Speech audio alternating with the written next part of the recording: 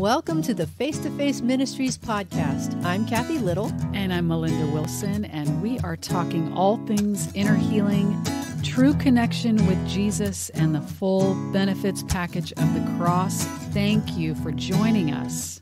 Well, hey, everybody. Welcome to episode 35. 35 of the Face-to-Face Ministries podcast. And we're so glad that you have joined us. And I'm really hoping you all caught last week's episode 34 with Trisha Frost of Shiloh Place Ministries, because she really, it was a really amazing interview. And we're excited that we're continuing that conversation about what Shiloh Place is doing through her daughter and son-in-law, Sarah and Doug Crew. And so we have them here with us, and we're very excited to have them in on this conversation, because there's something so significant about understanding who you are and that identity coming from your Father, and understanding the Father and the Father heart of God. So just like we did last week, Melinda's going to take the interview from here, because we're kind of doing double duty for film and podcast since we're on the road. But this is a way for us to get this information out really quickly, and we're excited about what God wants to birth into the broader body through what Shiloh Place is doing. All right. Well, we are so honored to have Sarah and Doug Crew here and with us. And we're actually still at Trisha Frost's house. So in the South, I do love the South, I must say. And Myrtle Beach is amazing. Got to walk on the beach yesterday, and you guys get to live here. I love it. And so we interviewed Trisha, your mom, Sarah, and your mom-in-law. And we want to touch back on that a little bit, because she talked about your dad and what happened in his heart transformation after he went to Toronto, and then he brought it back to you guys. How old were you when your dad started having that transformation of heart? I was 14, turning 15. It was like the same month. Okay. So yeah. You had grown up. What was life like for you with your dad before he had really God start healing his heart? She calls it the change. I do. He went through the change. It's his menopause. I tell people I had two dads. So like each, there's three kids, my older brother, me, and my younger brother. And my older brother had the drug addict, mean, burnt out, religious dad. I had both. And then my younger brother he was so much younger than us, had the good dad. So growing up, it was, I had kind of turned into a chameleon. So anything that needed to happen, even though my dad wasn't an alcoholic, true child of an alcoholic, where you can anticipate needs before they're being expressed. My dad was often very vague in any of his instructions and any of the things that he did. And so I just had to know kind of intuitively what was going on and adjust myself to the situation. So I didn't really have what I would call an identity, because I would just become what was needed, and I would become what was needed to the most perfect level that I could, so that I would get that love and acceptance. It sounds like a lot of work for a teenager. Sounds like a lot of work for anybody, but especially as a teenager. Yes. And see, I was just, 14, turning 15 then. So it was, even 9 and 10 years old, trying to figure out what was needed. Never really needing help with homework, never needing, doing it all on my own, very independent, not wanting to rock the boat, so to speak. A lot of times.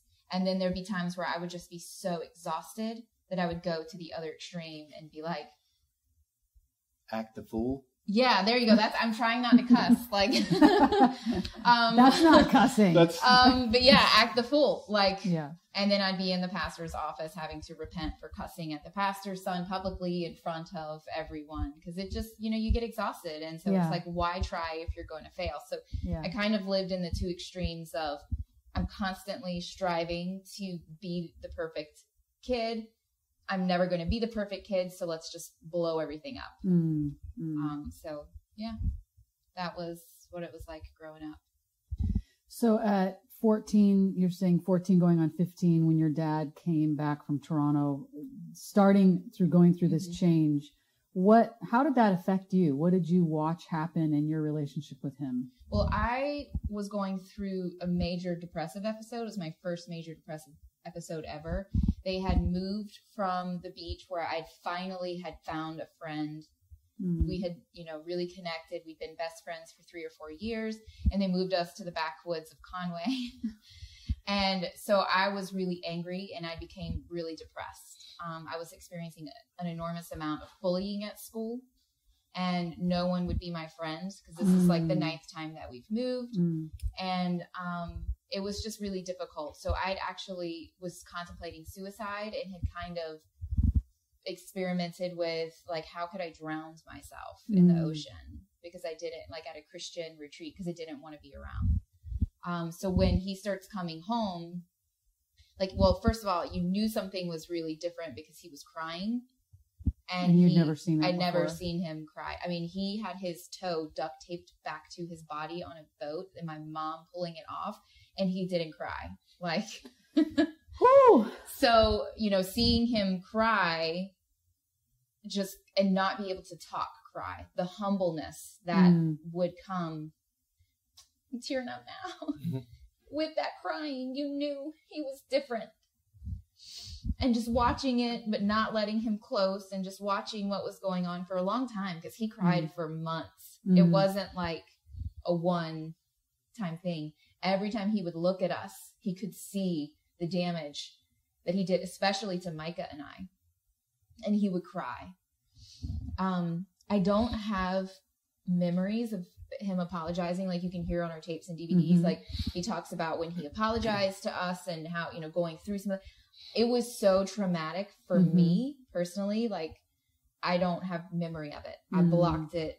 That was my way of coping, was to just block everything from my memory. But I just remember not wanting to kill myself anymore, that I could possibly live in the world. And I remember that I started to feel safe for the first time, even though I was experiencing some hard things at school. I felt safe enough then to come home and like yell and scream at my parents like a normal teenager. My mom hated it, but it was like I felt safe to express finally. So my expression would come out very volatile, because my nickname was the Ice Queen.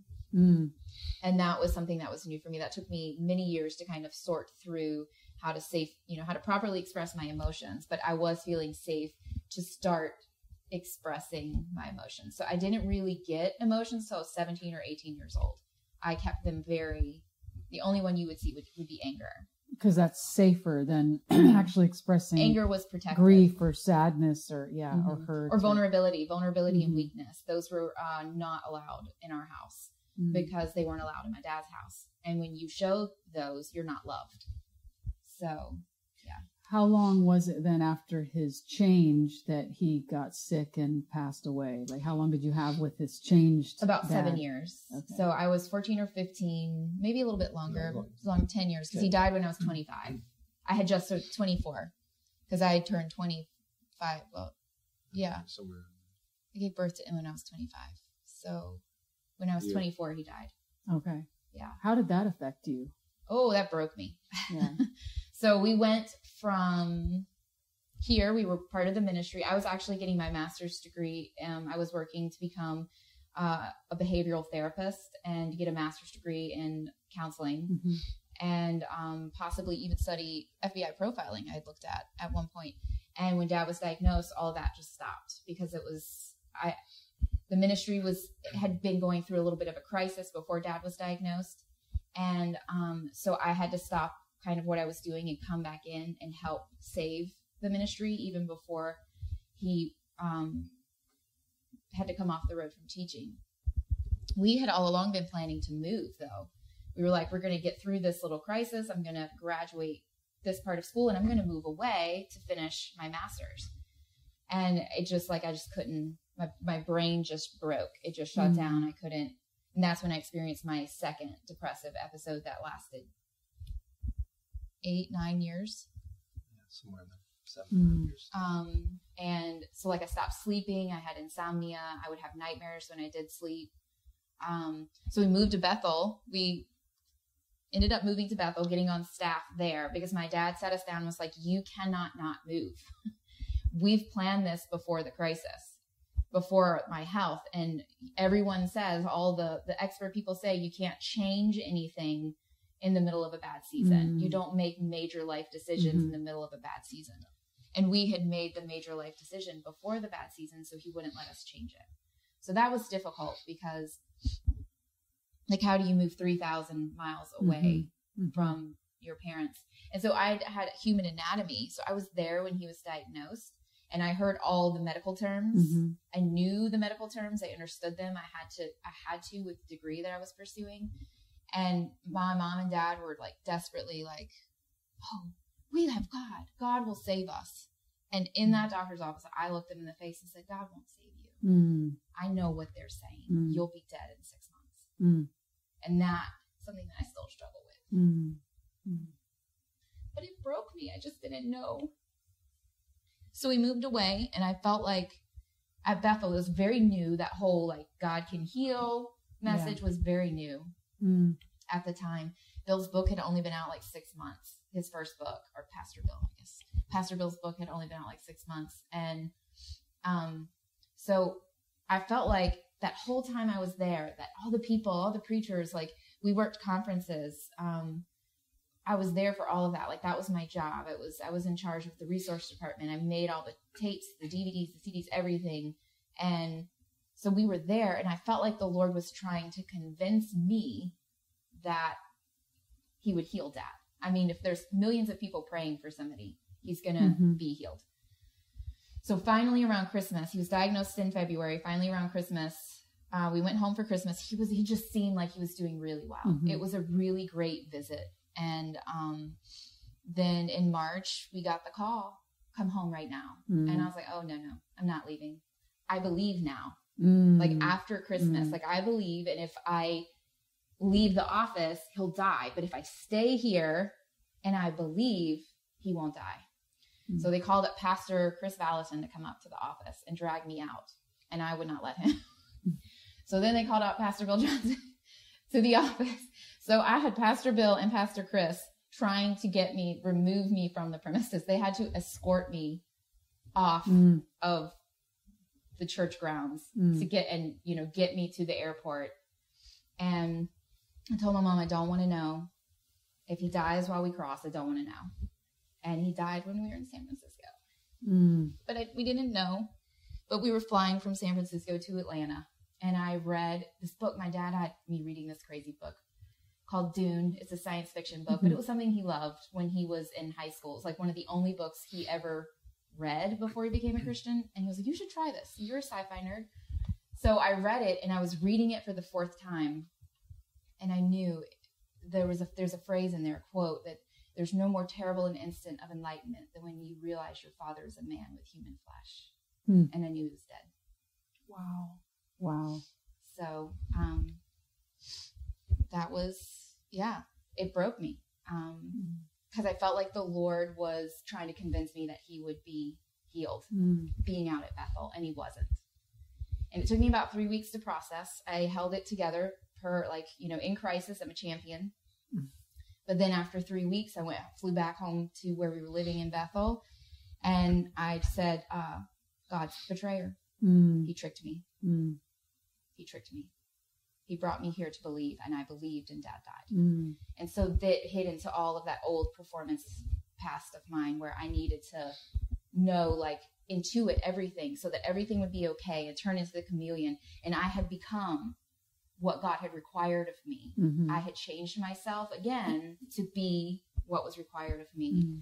And he betrayed me, and he didn't save my dad. And so for 7 years, it was brutal. And you were still out at Bethel during those 7 years? For 2 more years. I gave birth to 2 children out there. We left there in November of 2009 or something like that. 2 years after his death. Did you tell people how you were feeling? Oh, yeah. And how did people respond? Pastor Bill was really key. He stayed with me.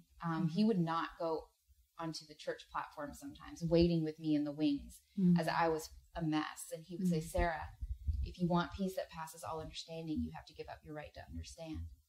And I looked at him and said, you don't know what it's like to have your dad die from cancer. His dad died from cancer, 3 or 4 years before mine. So I just couldn't do it. I couldn't let it go. I had to know. why the Lord would trick me, why things would happen in this way. And about 6 months in, he put me with his assistant, Judy Franklin, who thought very similar to me. She was also going through a crisis and was struggling with some of the same thinking, but she was about a year ahead of me. And so I started processing with her some. The church helped me get with a grief counselor. And I'd never experienced grief before because I didn't have emotions before. So that was also like all these big emotions. So I felt like he had tricked me. And I was going to the grief counselor. I didn't understand grief. I'd never felt grief. I'd only had emotions for a few minutes, like 4 years, 5 years. 19 is when I really started letting them come out. And I was 25 at the time now. And so just processing that, trying to go through all of that, it was just really difficult. They diagnosed me at this point with postpartum depression. They put me on medication. Our marriage was starting to fall apart because my secret nickname for the Lord was douchebag, and he hated it. That's not the primary reason. No. I also, when you are filled with anger at somebody else, the people, when you get bummed, you show what you're full of. It's just is what it is. And I was full of anger and bitterness with the Lord. So if he left his dirty clothes on the floor, if he didn't take the trash out when I wanted it taken out, I got bummed. And then I would show what I was full of. Yeah. And he would, take it out on him. And it had nothing really to do with the trash or the clothes on the floor. It was the kids at the point too. I was pregnant back to back, so I went 3 years without having hormone cycles. Well, when they started kicking back in, I really went nuts. I mean, it was unsafe to leave the kids home with me. There was one point where he had to, Doug's never raised his voice in his life. I can count on one hand how many times he's raised his voice. And he had to physically scream and yell and put himself in between me and the kids once because I was looking at my 2 and 3 year old child cussing at them for something stupid because I lost my brains. I mean, and I was on medication and it was just a very rough season. So we had moved back here and we were moved onto the Shiloh Place land. We were trying to save it because it really needed to be sold. But we couldn't financially afford to have it anymore. So we were like, well, let's turn it into a place for homeless people. Let's grow food on it. Let's do something so that it supports itself. And that was really, being outdoors on that land was just really healing. So would you say that coming back here was really pivotal in your bringing a greater level of healing? Yeah. We stopped off in North Carolina. We spent 2 years in North Carolina because I couldn't come back first.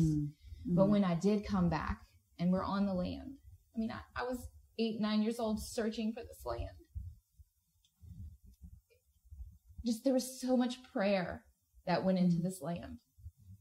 So many people walked the land and prayed on the land. And as I'm sitting here telling you this, I'm just realizing that.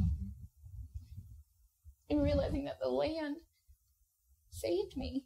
And it really put it in that perspective, my dad and the team, they prepped that land. And I would walk that land every day. Doug got me a dog, this big old mean Chesapeake Bay Retriever from the pound who was in so much pain and sick. And I was like, I'm going to love her to life. And she's so fat. She needs to lose weight. So I'll walk the land. So I started walking the land and praying. Yeah, the land, I don't know if you know what the land was about, but it was originally, the idea was to have a retreat where pastors and leaders could come and get healing. And so that was what that whole thing was about, that search forever and ever, because that was the vision they had laid forth. Yeah. And so they, for years, and ended up with almost 60 acres of land. And then here it was what are we doing with this land? And so that's kind of why we moved out there, just to see what would happen. Could I pick up my dad's vision? Could we pick up dad's vision? Would there be some kind of, we'd already sold half of it off at this point. And, to save the ministry. Yeah. And, so we're like, maybe there will be some cabins out there. Who knows what happens. And then we sold it because we couldn't save it. But in the end, it was a retreat and it was a restoring place. It was. That's kind of what it was. So maybe it was what it needed to be for you. Yeah. And that maybe that's all it was designed for, and that's worth it, isn't it? Yeah, my dad would say that. Yeah. My dad would.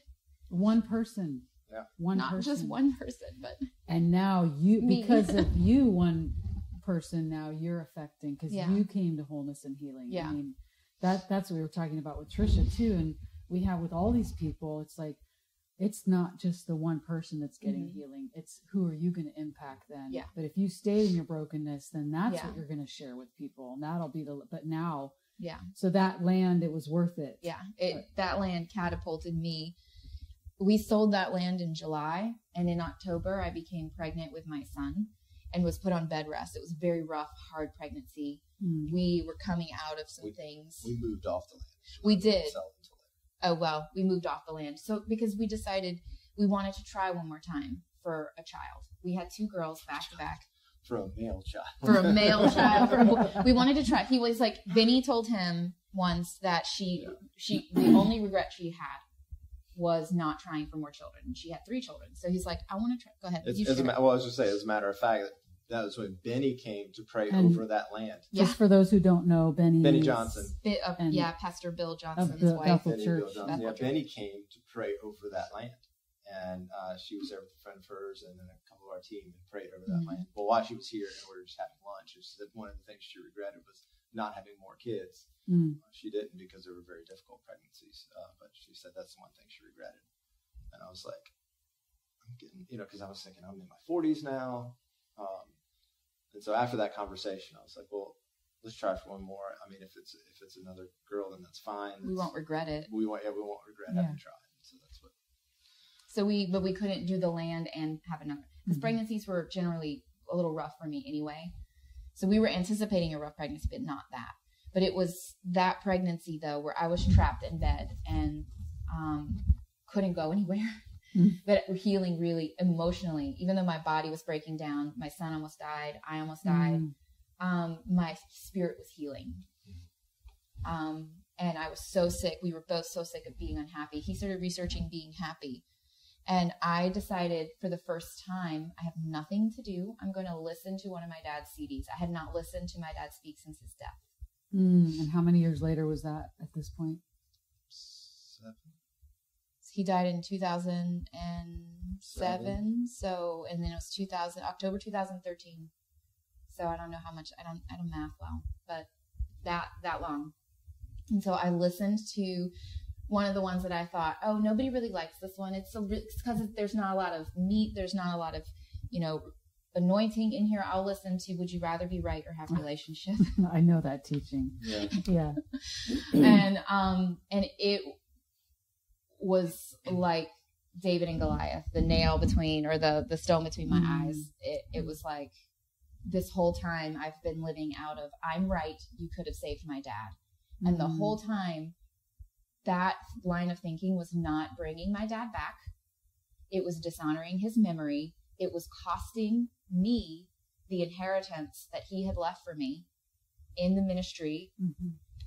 It was killing my relationships with my children and with my husband. And so in that bed, I chose, I'm going to move to relationship. And that's where I started realizing how the heiress to the sonship message had her own orphan heart in a much different way than kind of what was outlined there, because it was very, similar but different. All of Dad's stuff was like towards men. Mine was towards God. Like that whole thing is about how men had betrayed him and men had hurt him. But for me, God had betrayed me and God had hurt me, because I expected the betrayal from people. I never expected it from the Lord. And so I had to really walk through what sonship was going to look like for me from this point forward, knowing that, like, am I in a cult? Are they trying to brainwash me? Valid question. Sure. Are they trying to brainwash me? Because it's very true that God has the power to save my dad, and he, for some reason, didn't. But 6 months after my dad had passed, he given me a word about that. My dad was supposed to be in a wheelchair by the time he was 40. He had severe arthritis, crippling arthritis in his back, adrenal fatigue syndrome, And he always thought he'd be dead by the time he was 40 because he thought the sea would take him. Well, he lived till he was almost 54 years old. And my dad said, in the book of Esther, the king issued a decree that the Jews must die. He couldn't rescind the decree, but he could issue a new decree to defend yourselves. I issued your dad a new decree to fight for yourself. And he got to fight for himself. He changed his diet. He became vegetarian. He started, exercising, and he healed himself of arthritis and adrenal fatigue syndrome. He never ended up being in a wheelchair. And by the time he was 46, he received the revelation of the Father's love and had 8 years to take it to the entire nation. He changed the whole world because he fought for himself. And so that's, even though I'd had that all that time, I couldn't receive it because I was right. You had the power. Right. And so when realizing that it doesn't matter how right I am, it's not going to change my life in any way for the better. And it has in fact caused death. So I'm just going to start looking for life. And Doug was so instrumental. He never left. Yeah, Jack's original teaching is called "Where Would You Be Without Judas?" And so the idea of the crucifying parts of yourself because of that. And so Sarah walked through that, and in some senses she was saying her Judas was God. Didn't save her dad. And so now she has "Would You Rather Be Right or Have a Relationship?" her own message on the website because of what she walked through. Mine is just about the Lord. Yeah. With that. And it's, when she first shared it, we were on the road. We were going to New England, and we were doing a few stops along the way. And we were just kind of single message stops. And we're like, well, what are we going to do on the way there? We're meeting Trisha to do an Unbound event. And I was like, you know what, that thing you're working on that you're talking about, your story about what you went through with God, I was like, you're not quite through the other side of it yet, but I think there's something in there that allows people to own that they have that same struggle, because I think a lot of people in churches, it's not safe to say, I'm angry at God. No. Because that doesn't sound good. I mean, it sounds bad. There's so many dimensions about that. So what people do, rather than admitting it, is they just stuff it, rather than admitting it and working through it and moving on. And so I was like, I think you need to be, there's like 3 different events. And I was like, I think you need to teach all of them with this message. I was like, I'll come up and do some stuff or whatever. And she did. And we had a lot of response from that, her sharing that, and just being people were free to leaving say that the message, calling their former pastors and repenting. Wow. Well, you're probably giving voice to people's silent, you're giving voice to people that maybe hadn't talked about it or had never admitted it. And they're hearing it from you, from the platform. It probably was a relief. Like, oh my gosh, this is I'm not the only one. It's okay. I'm not going to be struck dead by lightning. I'm not a heretic. I'm not whatever. Especially when they hear what I called the Lord as my secret nickname. It's kind of a double-edged sword, because there is still that very much through it that would you rather be right? Or would you rather have a relationship? And so that's why, people were calling pastors because they were realizing that whole situation. I just wanted to be right, and I didn't give them the benefit of the doubt. So that's why you had a lot of that going on. So it is, it is that it's freedom and release for everybody, but for some people for different reasons. Yeah. So you're both. Are you? What are your titles in Shiloh Place? Are you? I have no title. You I have no control. I have no decision-making ability. Just the way she likes it. I'm just called upon when I'm needed. So that tells you who's really in charge. Who's really right? You are, obviously, walked Sarah. Away from Shiloh Place, and I'm focusing on healing the damage I did in my family. So I'm being a stay-at-home mom as much as I can. I do work as a nutritionist on the side, and then I come in and speak periodically. I'm kind of on a hiatus from speaking. We had a daughter with some health issues, and she was seeing a licensed professional counselor just to attend school. So now I'm homeschooling her, and we are figuring out some learning disabilities. It's not necessarily learning disabilities, but some eye functioning issues she can see, but we won't go into that. So I'm focusing on bringing some healing to that. And Doug is... I'm the president. I'm not really comfortable with the term president. So I actually put on my business card just director. Yeah. Director/speaker. So Did you know when you married Sarah that, I mean, we had a conversation off camera earlier about your call to ministry, but when you guys got married, did you know that you were going to carry on this legacy or? Oh, we thought, I mean, that was our 15-year, our 5, 10 and 15-year plan was that we were going to start traveling. Once she got done with university, we moved away for a little while and, leave and cleave kind of thing, not just be in the shadow. We'd come back, we'd start traveling with Jack and, and that was going to be it. I mean, we were just going to roll right in and take care of her because, she'd have prophetic words about you're the one that's going to walk in this. When we started dating, he didn't know what he was getting himself into, but I made sure that he knew before we got too far into anything, that this would be your life, really. Yeah. Right. Yeah. And so, that was my assumption that I knew I was called to ministry. And so I was like, oh, this is it. He's also 11 years older than I am. So I always knew my husband was going to be older. I'd always dated older. My dad knew. People didn't even know that. Did you tell them how old you were? Don't tell them how old you are. I won't tell him how old I am now. She's 20. So you don't know. She's 25. She's 22. I was going to say 22. Still. So. I'm 29 again, again and again and again. But, so it wasn't like, we were handing something over to somebody who had no experience. He was just, he's had the stability, strength when he, obviously came on that it was obvious for everybody. The whole Father's love revelation. He didn't new have to me. Yeah. I mean, if anybody's heard my story, how I met Sarah, and one of the first things she does is hand me her father's testimony tape and the 6 tape set, exposing Bitterroot strongholds. And I'm always like, she knew something I didn't right off the bat that I didn't realize. And I was like, if you can handle the jugular, we can talk. Yeah. And then, immediately I'm like, oh, I'm judging my dad. And, I was a construction worker. And I'm driving in my truck down Highway 501 and I'm like, he had no idea crying. And I'm like, oh, it's not bad. It's not good for people to see the construction workers crying. Yeah, it was really good though, because it's like, everywhere I went at the time, I was the infamous Sarah. So, it was just refreshing to not, for us, he had no idea of anything. So there was no like designs or, like he wasn't coming in like, this is, I'm going to date you because I want this ministry type stuff. It was, this is a random construction worker that goes to our church that was me putting my dramatic arts degree to use. I played a construction worker for a few years. Yeah. So then, Doug, you had to go through your own healing then. I mean, and that started when? As you were dating? As we were dating. With this book like almost as soon as I met her. Like, because I was drawn to her right away because I'd come out of that charismatic faith thing. And then I was going to this new church, which was a little bit different. But then she was just carrying the whole, the you should just come from Toronto, fresh message. I was used to, the word of prophecy was the person stood up in the congregation and prophesied to the whole congregation. There was some personal prophecy, but that usually came from the visiting prophet kind of thing.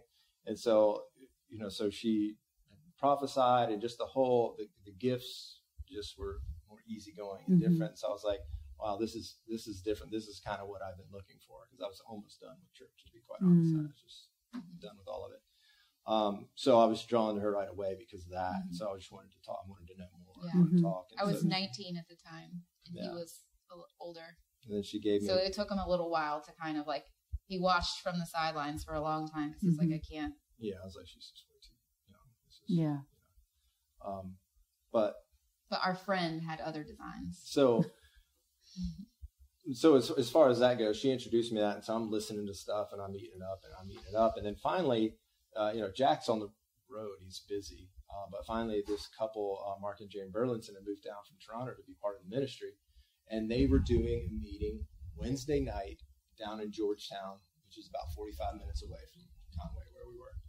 And so I went in and I helped the youth. I helped the youth with worship. So I went in and did youth worship. We jumped in the car, drove 45 minutes down to Georgetown. We get there like 10 minutes left which really didn't matter because I'd been hearing Jack preach the message anyway.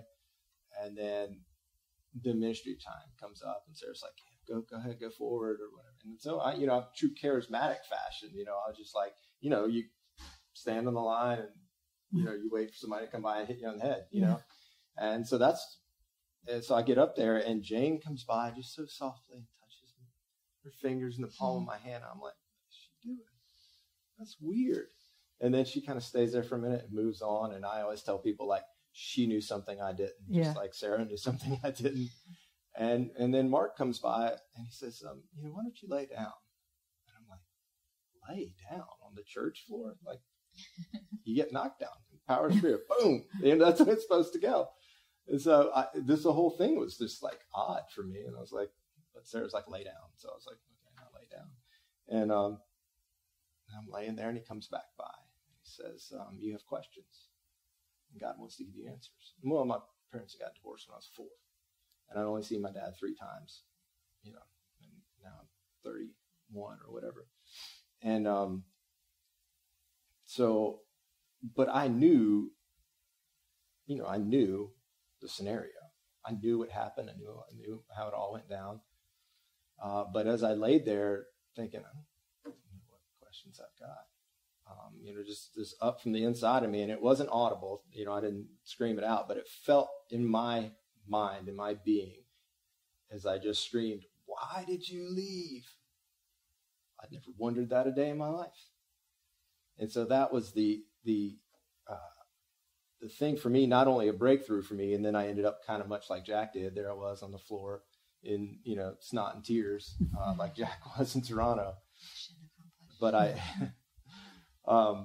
and so to me, that was just that kind of, outside of getting the healing, that was that revelation that, there's things that happen in your life that you reason away as you get older, but the 4 and 5 and 6-year-old you doesn't. 4, 5, and 6-year-old you is still affected by those things. And in those areas, you're probably emotionally stunted. And of course, we begin to find out that I was, and I thought I was like, I thought I was the lover, not the fighter, growing up around here and, in the South and all these tough guys. And I was like, I'm a little bit more emotionally sensitive. I'm cool with that. But apparently that was just all a lie, because I began to realize how shut down and detached I really was. So that's kind of how that all began to open up for me and receiving that revelation. And a couple months later, Jack was in town. There was an event going on here, and he prayed the Father's blessing over me. And, that was just like a whole nother step. And then I began to travel with Jack a little bit and just be in the middle of things.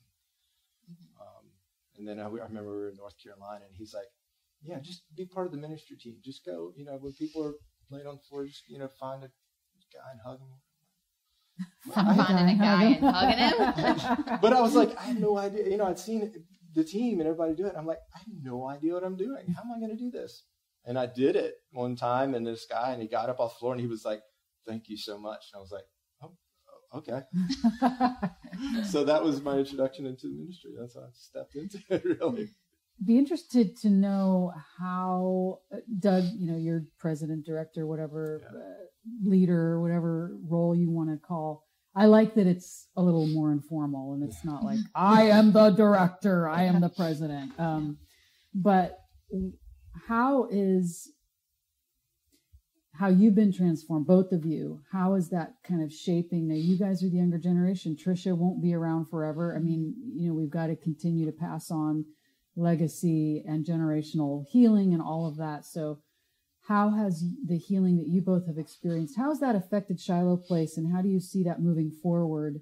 It's not going to be exactly the same as Jack and Trisha. Just like when Jack passed away, Shiloh Place, I'm sure, had some transformation because Trisha is a different person than Jack. So how do you see that then moving forward with when Trisha steps down? Well, I think in general, like, we live in a different world than we did when Jack, that was pre-housing crash, pre-market crash, all that stuff, pre-recession. And Jack was, he was going to the top. People were going to these big conferences, and 500 and 700 people would pour out no problem.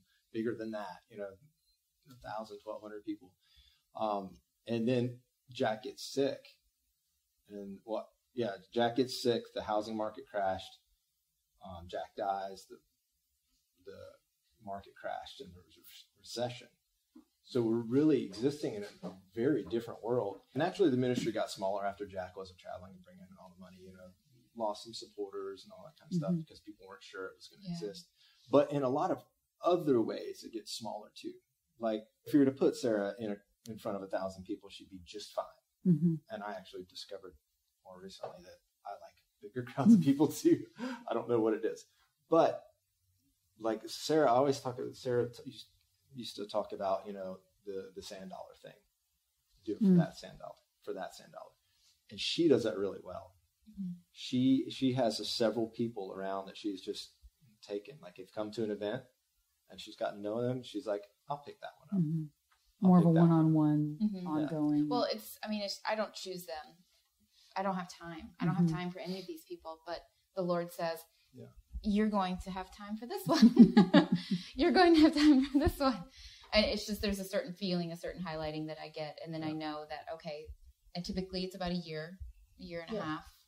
And then they're strong enough to so the events, the style of the events we do now, we do these encounters with a lot of team. There's anywhere from 12 to 25 people. There's, the whole small group, and it just makes it more intimate. And it just seems like that looking at the next generation and where we're going, that they're attracted and they're drawn. I mean, right now we still get a lot of older people in our events, but when we do get younger people in our events, they like that. I'm highly concerned with quality and not quantity, because when my dad passed, I didn't just lose my dad. I lost everything. People walked out of his funeral and I never heard from them again. People that I would call my tribe and my family. And that it was devastating. So I didn't just have no God anymore. I had no family except for my mom, and I couldn't really depend on her. I would call some of these people. They would not call me back. They didn't have time. They were leading major ministries. They were traveling. They were all over the world. It was just, I never want somebody to come to our ministry because it is so personal and we deal with so many personal wounds. I don't want them to come to our ministry and be forgotten about. And so I'm trying to find the balance between, I can't help every sand dollar. So what can I do? And I'm also a mom who has children who are my most precious sand dollars, and I need to keep them close. So that's part of what I'm personally trying to do now, is to figure out how can I reach the maximum amount of people with the maximum quality and with relationship. Yeah, there's this, and we talked a little bit about the discipleship piece. And so, like, I can't walk with everybody that comes through our events. I can't do that. Yeah. But if we can give a little bit deeper of an experience, and they can come back and we remember who they are, and they can always ask questions, and they can always. So you've created is not the word I'm looking for, but you've helped somebody develop into a person that can replicate. Yeah. They can really go out and do this. They didn't just say, like, oh man, that one meeting, that one time. Yeah. It changed me. It saved my marriage. And then that's it. Yeah. Yeah. And then we're a book on the shelf that they forgot about later. Yeah. That's great. But who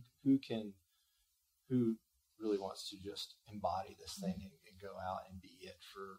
Yeah. And then that's kind of creating a codependency in a way. That's kind of creating people to depend on, well, unless this ministry's in town or I get to be plugged in, I'm going to, and that's sad. We have to create disciples who then create disciples. I mean, Bill Johns, Trisha mentioned the book, Strengthening Yourself in the Lord, or maybe you did. No, it was my mom. Your mom.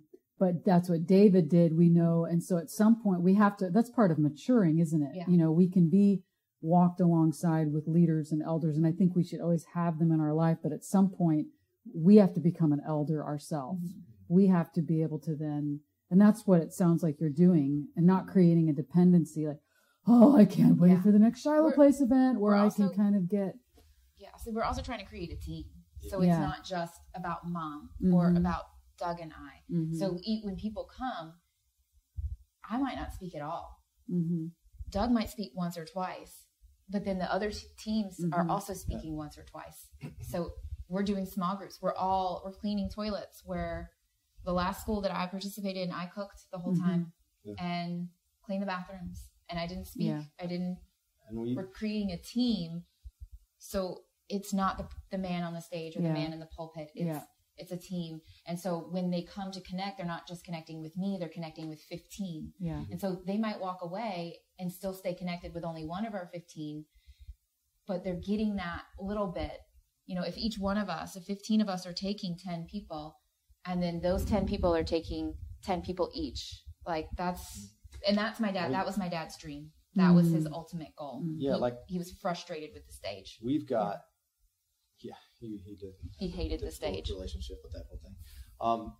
So I've got two teen couples that, you know, they can go do their own events. Mm-hmm. And so they come and they speak, and like the last event, I mean, it wouldn't have mattered if I was there or not. It's like I spoke and opened it up. They came because Shiloh Place was there, but then, you know, people are coming up to me and they're like, "Oh, that April when she was teaching, and what about me?" but no, I mean, you know, so they can go. They've been affected by Shiloh Place. It's changed their life, and they've embodied it, and they've put their gifts into action. And then Robin and Phyllis with the trauma ministry, and just go and do it. Well, that's really this generation, and even my generation is tired of the platform. I mean, I can't tell you how many conversations I've had, and I'm in my 40s, but even with people in their, even in 50s, 30s, that, oh my gosh, I'm so tired of church the way it is, just one man, usually man, or a woman, but usually man on the platform telling everyone what to do or giving them a message, and yet this lady next to me is full of wisdom, and yet I don't hear from her. She doesn't get a platform.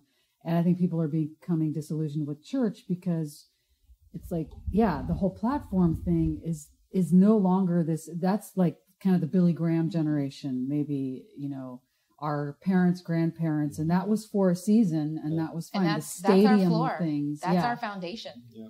But it's the relationship. It's like, God brings one person into your life for that year and a half. That is so powerful. And, you know, we say all the time, healing can't happen outside of community. Yes. So people can come to your event, but then what do? I'm all alone now. Well, it's the working out of relationships. That's how we mature and grow, not by going to one weekend event. Yeah, that can be a shot in the arm and be a lot of revelation, but I've got to walk it out. Yeah. So it sounds like you're doing exactly what God's doing on the earth and moving from that platform ministry. We hear that a lot of prophetic words, but how do we do that? It sounds like you're doing it successfully. That people It doesn't feel that way, but thank you for that compliment. Nearly successful. Well, the people weren't going, "Oh, Doug, I really missed you. April was good, but you're way better." And I'd be okay with that. You're okay with that. Okay. Well, shows you're mature. But that is because then they'll be able to then raise up other people. And that's what it's all about. Jesus said, make disciples, you know, of all men. Don't just make followers, but make disciples. And then they make disciples, that multiplication. Do you think that Shiloh Place, the vision, how do you see, what if you could give the mission statement in one or two sentences of Shiloh Place Ministries now? Is it the same as it was 15 years ago? No. I mean, 15 years ago, it was to reach the hearts of the leaders. My dad was very much, if I could touch all the leaders, then it will trickle down. But we have found through very hard beating our head against the wall that a lot of the leaders don't want it. I mean, it's still very much there. I mean, if we can get leaders, then we're going after leaders. I still have in mind to do an intimate leaders only event, like, you know, 5 couples or something like that. But we realized that's not, I mean, didn't happen for Jack. Jack did get invited to minister to leaders, but what was keeping, you know, the doors open and all that kind of stuff was Jack going out and preaching to 700 lay people that showed up or whatever.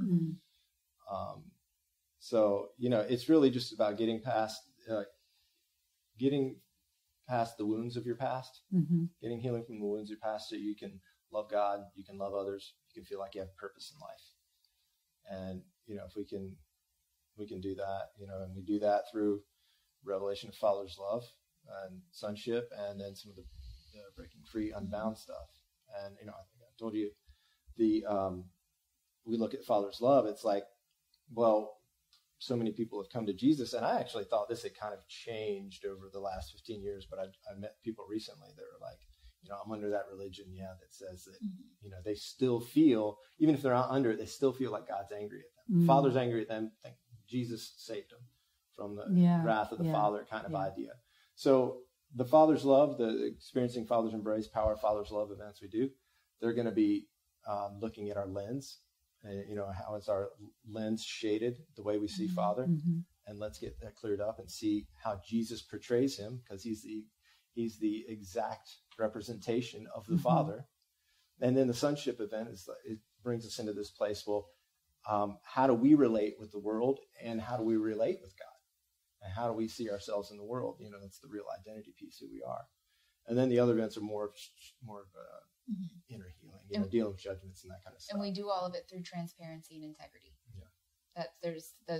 Those have been foundations from the beginning. If you're not doing this in your family at home, if we're not seeing you live this way, you can't minister with us. I don't care how big, who you are, what kind of audience you can bring in. I don't want you. Yeah. It's transparency and integrity.